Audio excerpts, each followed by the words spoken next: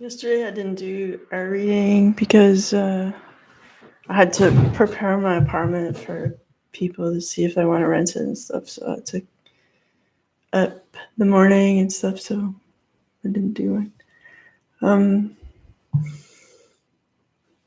But yeah, like energetically yesterday it was super heavy duty. I felt like I was picking up some like major heart purging from not me.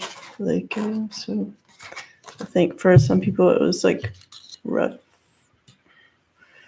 because it's earlier. Like I don't know. I hope there's enough light here for you. Okay. I also didn't sleep last night, so I'm not as like groggy as I normally am, but at the same time, I'm also tired. So it's like just a different combination of tired and awake.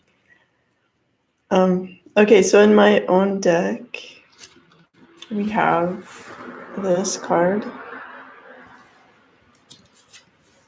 this, and this. So I feel like obviously like somebody has to be tough, and it makes them sad to bring something to an end.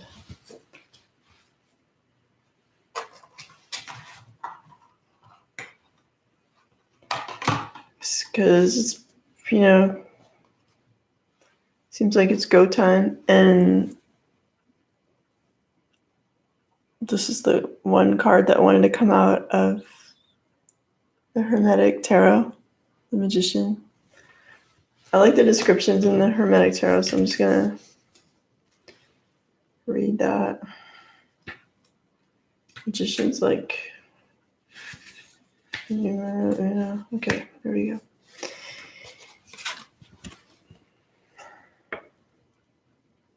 Okay. The symbol of a winged mercurial crest appears at the top of the card. The snake-like creatures that issue from beneath the crest are similar to those found in the caduceus,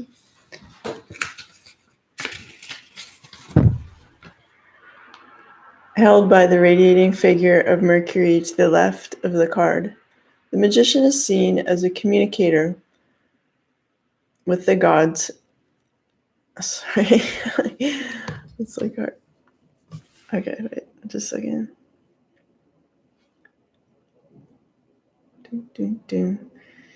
Thus the magician, through his actions and exhibition of will, can bring unity between the divine, intellectual, and physical worlds. By intelligence, the idea of God is conceived, and by willpower, the works of good nature are accomplished. The altar at his feet contains the symbols of the four suits, swords, wands, cups, and the image of a pentagram on a book. There is also a burning candle and the triangular symbol for earth.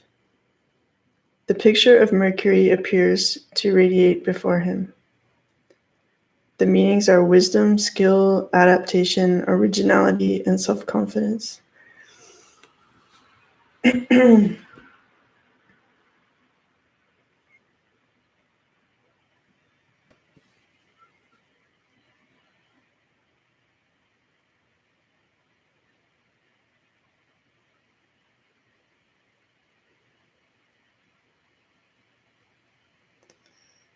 Yeah, it's like, I'm just, this deck is so heavy duty, it just makes me like think of so many things at once.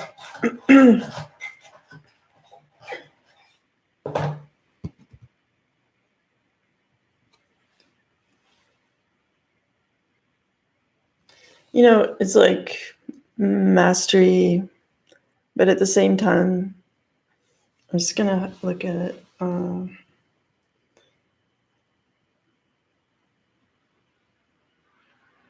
At the same time, when I look at this card today, it just seems like the divine masculine is throwing on the magician suit for the first time. Like they just realized they have access to all these powers, and I think that the spotlight of, like, you see how he's sort of standing in a spotlight. It's like the spotlight of these powers has been shone by the divine feminine. Say, like, look, these are the forces. It's your job to now step forth, put on this costume, and like work with these elements. You know, because I think when I see this like zigzaggy shape in the background, like kind of smoky, that doesn't even seem attached to the candle. It's like, it's kind of like this snake-like hook that is grabbing, like it almost looks like negative energy. Like it doesn't look as organized as Kundalini kind of energy because it's all like messed up and it's behind him. So I just kind of feel like he's like, the psychic reading of this card is the divine masculine is unaware that there's negative forces behind, like in his environment, and he just feels like he's the master of all these elements, but he's ignoring the fact that some people might not have his back, like literally here in this card. And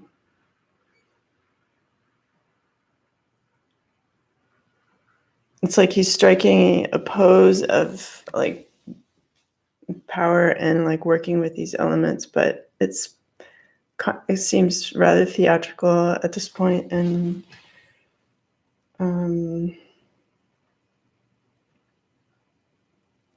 it's not like he doesn't have any access to his power. Like he is manifesting, but it's like, what are you manifesting? So I kind of feel like there's an awakening, a spiritual awakening, which means also that he has woken up to his powers of working with the four elements. But because he has his back turned to the candle, like the source of illumination, and that there's this darkness energy behind him, you can see like the candle there.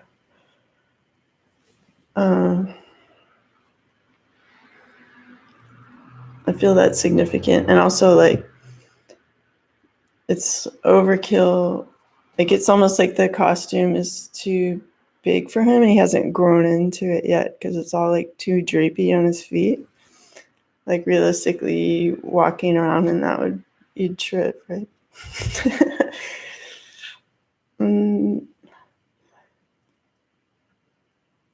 At the same time, because the sword is in the ground, like something has been manifested. And it's like, okay. So I kind of feel like the relationship with the feminine has been manifested in it, and it involves all of these energies being revealed, but it's like he hasn't grown into his role as the magician yet, and he's unaware of like the negative forces, and he's also a bit blind to illumination at this point. That's what I feel. And also because this magic wand here is obscuring this sort of feminine organ, like fallopian tube thing here.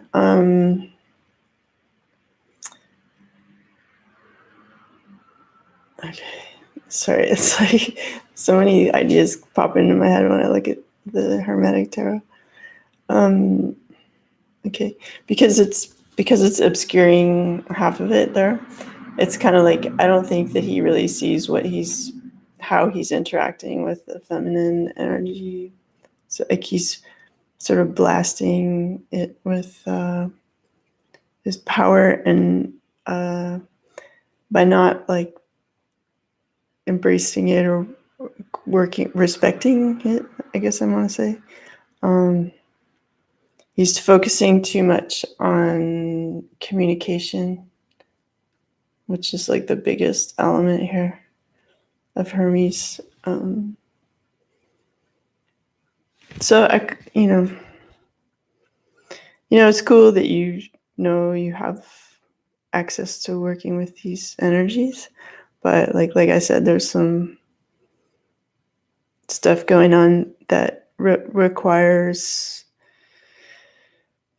like simmer down the ego theatrical element so that you can be aware of what's behind you, which is the illumination, and also like people not wishing you well that are close to you, that you secretly are like hoping to undo this magician persona, or ability, because not everybody has access to this. Like people are aware, like you can watch whatever Lord of the Rings or something, and like, or visit Stonehenge, or like there's an awareness that people understand and work with energies, but not everybody has a full grasp of that and can become jealous or spiteful. So I feel like that's at play here. It's funny how like I pulled one card from this deck and normally there's like 4 or something. And I thought it would be like a quick message, but I'm taking like a lot of time looking at this card. But it's Sunday, so it's typically the day when people have a lot of time. Okay.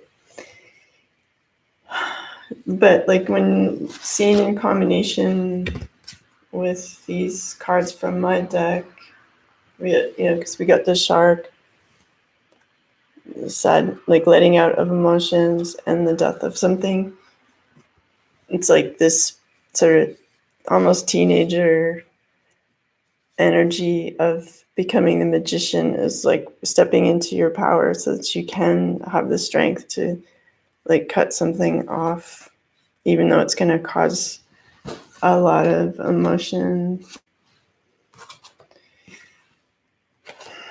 because like you took the time to create something and you thought like it was a good creation, but now you are in the position of having to destroy it. As the magician, taking responsibility for the things that you create and destroy.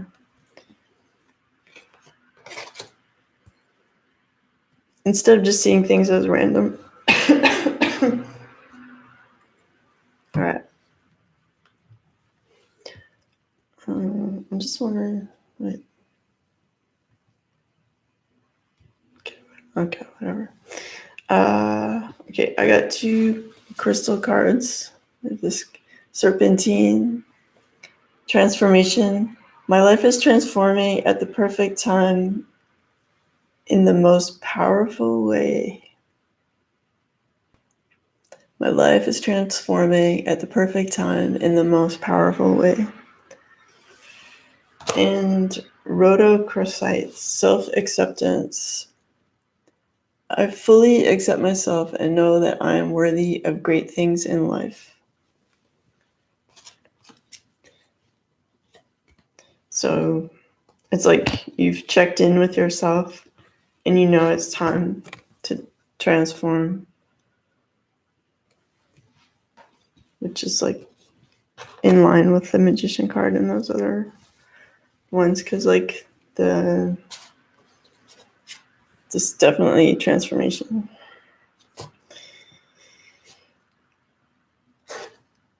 Okay, all right, so maybe we'll go to the golden tarot now. So the first card that came out was the Ace of Cups. So the divine is like handing you a miraculous love, like overflowing cup of love. So it's like, listen to the divine. Like, are you in touch with divine? Like, even though you're kind of in this teenager magician energy, are you seeing this? Are you seeing that this is being handed to you? Are you paying attention? It's big, like it's a big deal offering. And it might inspire you to take control of your energies and get rid of something, even though it might make you sad, so that you can transform because you're accepting yourself now as you are. So, and with that, right, in a couple of decks, like I was getting the Two of Pentacles. So I think like in the past you were juggling, trying to like juggle too many energies. It was like taking up your time and making you feel like a bit of a clown. Or maybe people were seeing you as a clown for juggling, you know, like the town here in the background is like seeing this. And it's not that cool. It's not like Temperance, right? You're juggling. So I got that in the Mother Peace deck and this one. So like confirmation that someone was juggling. But now Judgment has come in to like make everybody wake up out of their slumber and be like, check it out. Like, I've had enough of this situation that you've been in. It's time to rise up and be judged. And because I'm offering, like, because the divine is offering you this now. And you can't be like sleeping in your coffin in your like uncool relationship forever. It's like, wake up, because the lovers are here, and it's like it's time to make a union. The divine is asking you to look at this divinely guided union, because this thing is over.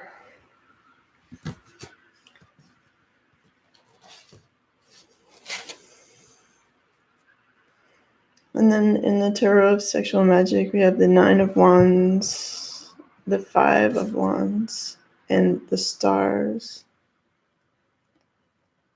So I'm just gonna, like, the crazy cartoon deck, okay? There's this one. There's this one. And there's this one. So I'm just gonna have a look. Because, as you know, the definitions are always like different in this deck.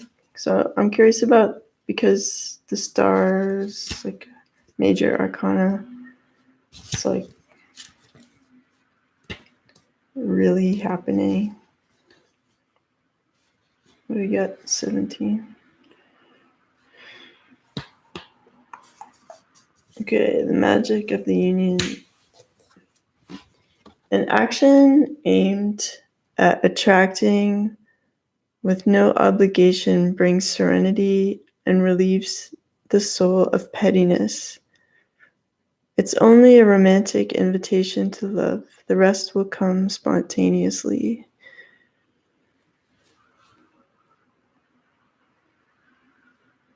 So it's like time to come back together with your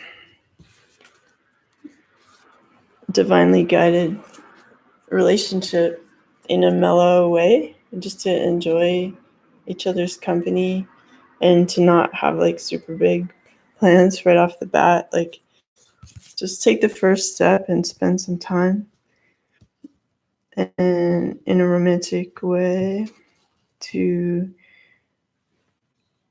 just enjoy the fact that it is like divinely guided, and that there is this overflowing cup of love, and that you do love each other, and there is passion and attraction and stuff. So it's like a acknowledgement of that by spending time together without having to get all like you know, as I say sometimes to my clients, like without opening Santa's sack of like all your troubles and stuff or griefs from the past. So we also have the Nine of Wands and the Five of Wands.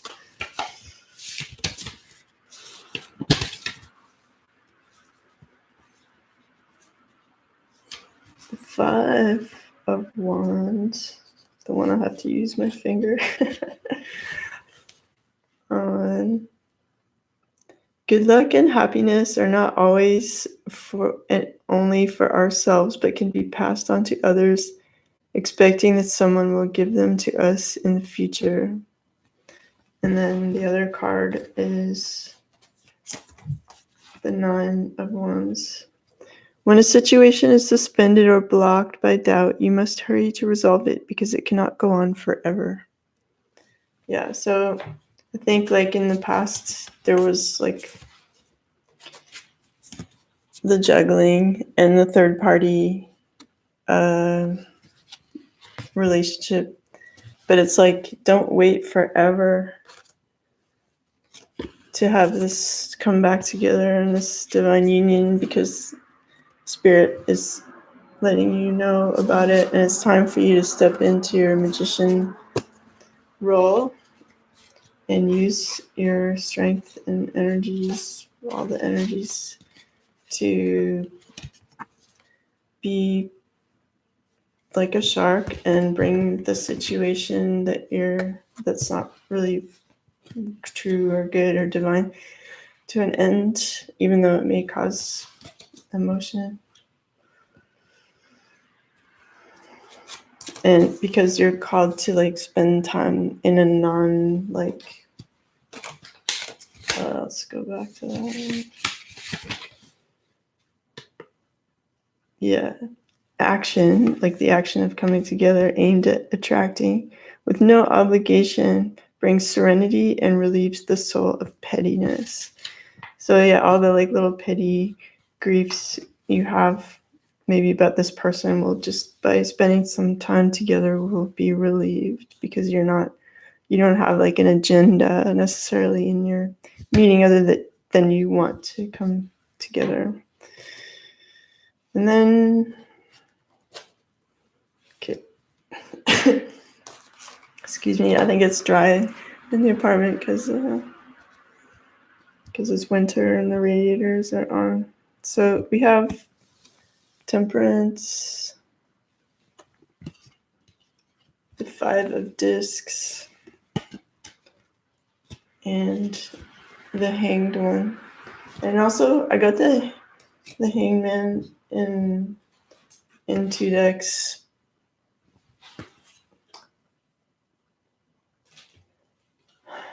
So it's like I think it's like coming out of this energy, because it came out before these two ones.